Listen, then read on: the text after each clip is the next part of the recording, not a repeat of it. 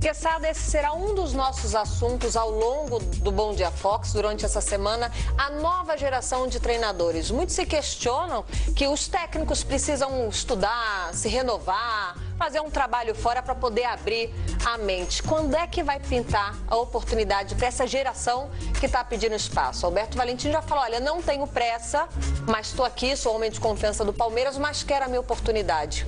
Quando você enxerga isso? Essa é uma boa questão. O Tite já consagrado fez o quê, Lívia?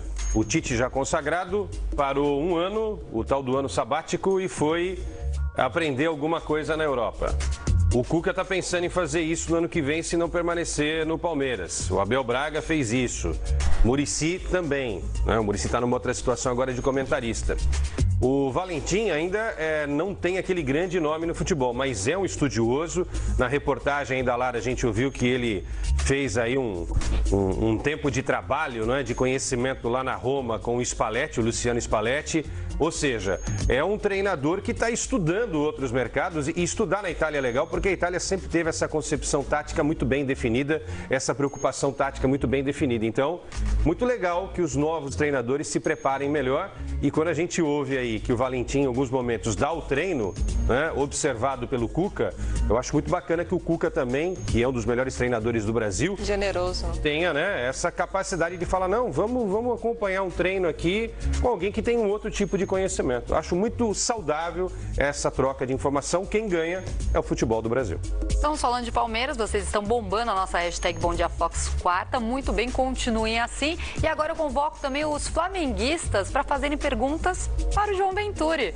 Pensa que é só comentarista que recebe pergunta, mas no caso do João Venturi, só sobre o Flamengo, porque ele está lá no Ninho do Urubu, está acompanhando o treinamento desta manhã. E aí, João, como é que tá tudo por aí? Como é que tá a preparação do Rubro Negro para enfrentar o Santos no fim de semana? Bom dia!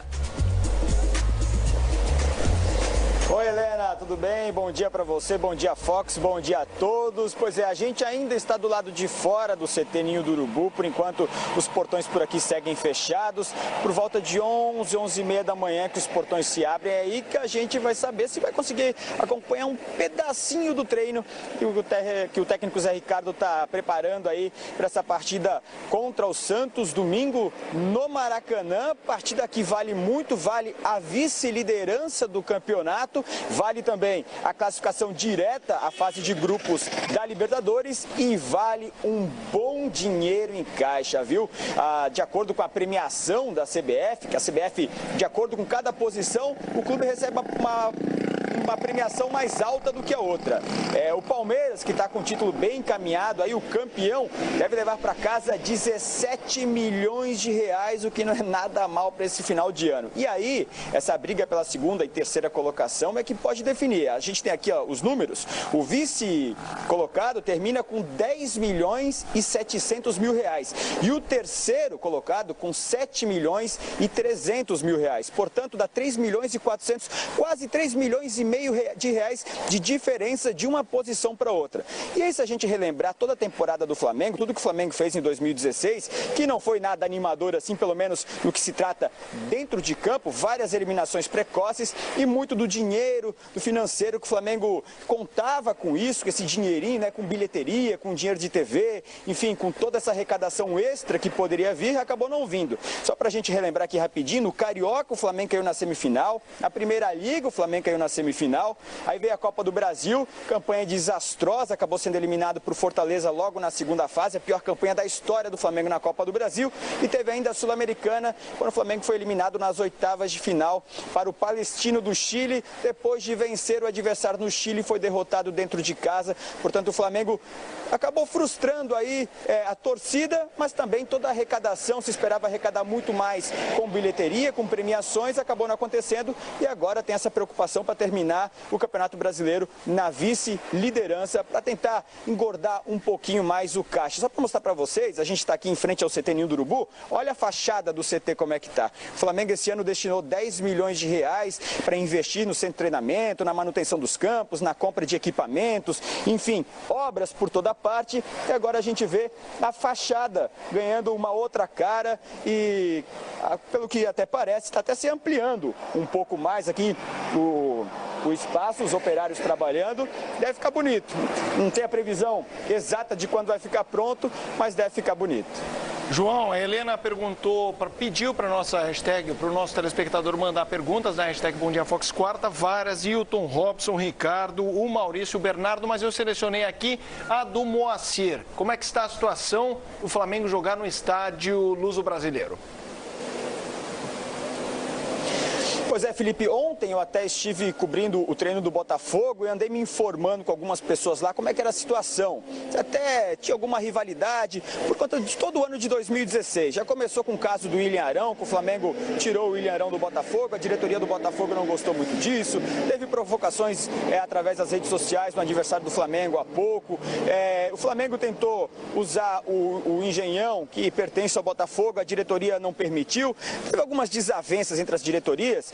Mas o que o pessoal do Botafogo me disse ontem é que o contrato do Botafogo com a Ilha do Governador, com a Arena Botafogo, se encerra no dia 31 de dezembro. Portanto, a partir de 2017, o Botafogo e a Ilha do Governador, os dois não têm mais nenhum acordo firmado. Portanto, o Botafogo volta a jogar no Newton Santos, o Engenhão, e a Ilha do Governador fica à disposição do Flamengo. E foi exatamente isso que o Flamengo fez. O Flamengo assinou um contrato, são 3 anos que o Flamengo vai poder mandar seus jogos na Ilha do Governador.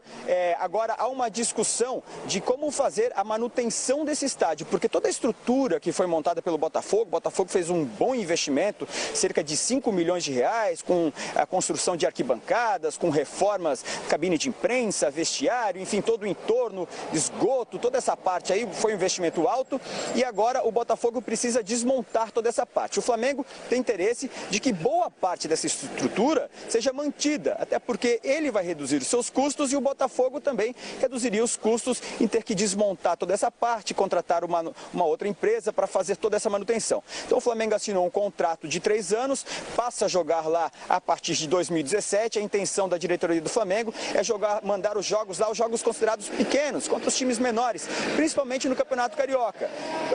Diante da situação do Maracanã, para abrir o Maracanã é um custo muito alto, muito mais caro, portanto jogar na Ilha do Governador teria um custo muito mais baixo e aí o Flamengo conseguiria manter isso também e ter um lucro até em cima disso. A informação que a gente tem é que durante esses 3 anos de contrato que o Flamengo assinou, podendo renovar por mais 3, o Flamengo vai investir cerca de 7 milhões de reais, prometeu reformar todo o gramado, fazer toda uma rede nova por ali de esgoto também, reformar as cabines de imprensa, o gramado principalmente, como eu falei, o gramado foi tão criticado durante esse campeonato, principalmente, inclusive até pelos próprios jogadores do Botafogo. Tinha gente que dizia que tinha 3, 4 tipos de gramas diferentes no campo da Ilha do Governador e o Flamengo agora vai ter um tempo maior para poder consertar isso tudo.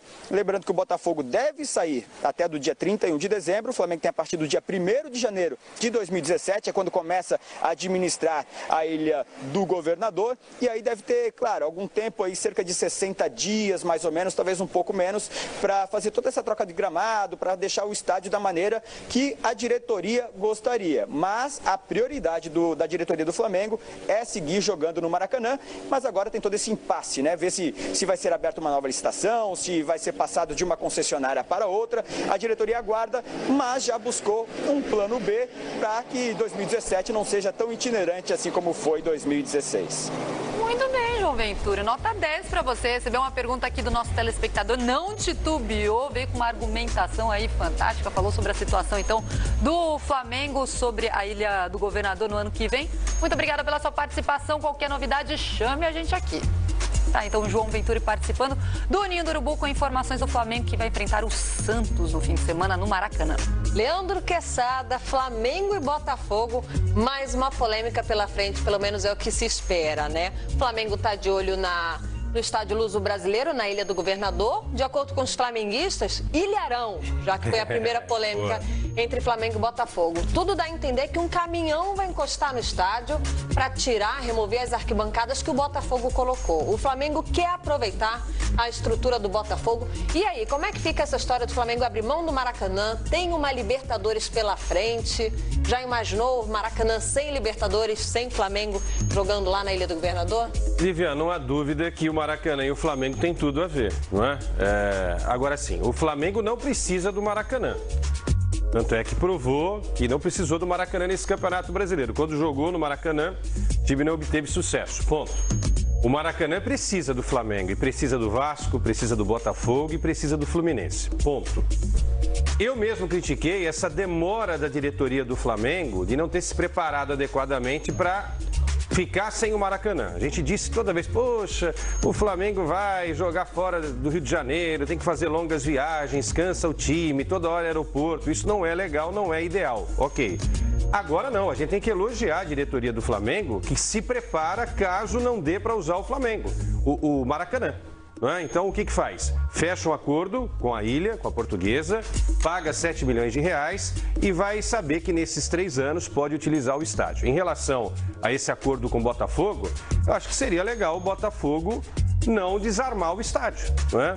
Receba uma grana por isso, já está tudo armado mesmo, e o Flamengo pode então gastar uma parte desse dinheiro, né, para tentar melhorar um pouquinho mais a ilha, inclusive o gramado, né, que tem sido um ponto-chave nessa temporada. A gente criticou o Botafogo, agora o Flamengo, por favor, reforme o gramado para que os craques desfilem, não só os craques do Flamengo, mas dos adversários, sem o risco de uma contusão mais séria. Mas olha aqui, aplausos para o Flamengo, que sabe que pode acertar com o Maracanã lá na frente, mas já resolve o plano B, que é a Ilha do Governador.